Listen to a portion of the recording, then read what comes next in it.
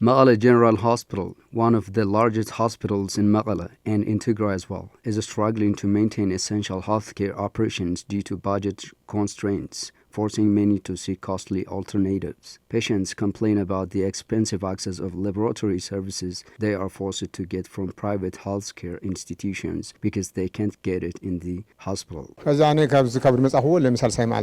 I have been here for 3 days. We're always told to get the service from private clinics, but we go back home because we cannot afford it.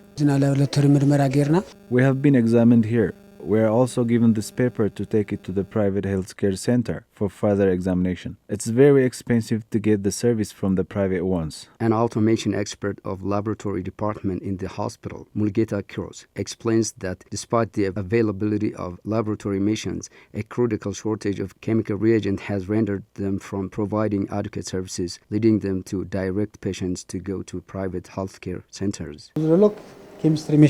This is our chemistry machine. It was functional, and this one is called CBC machine. Both of them have stopped working due to shortage of reagent. We use this to serve 108 up to 110 patients at a time. It's automated, and we use it as a backup for emergency only because we don't have any other choice. Had those machines be working, patients would have not gone to the private ones. Speaking of the fee, here patients pay 50 birr per test, but the private healthcare centers are expensive. Chief Executive Officer in Mekelle General Hospital, Dr. Filmo Mesfin, states that while the hospital had been making significant improvements in healthcare services delivery, much of this progress has been reversed recently due to lack of budget. The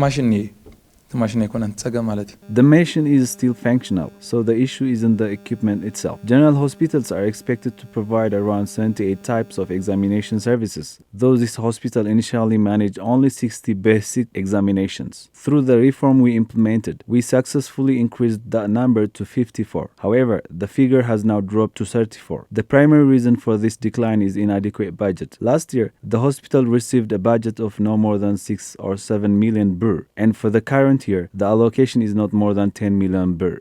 The CEO notes that the hospital's allocated budget doesn't completely align with its actual expense. He adds that if this issue is not addressed urgently, the hospital may be forced to shut down its operations. We're about to terminate delivering free service because there is no funding to cover our expenses for the service we provide for free. When we provide medicine for free, there should be a funding to cover our expenses. Otherwise, hospitals may not eventually be able to provide any service other than paying employees' salary. Especially if there is no any solution for the free service, it is the entire community who is going to suffer. As patients continue to struggle with high medical costs and limited access to care, the need for sustainable funding solutions and improved infrastructure remains critical. Without immediate action, the burden on both the hospital and the community is expected to grow.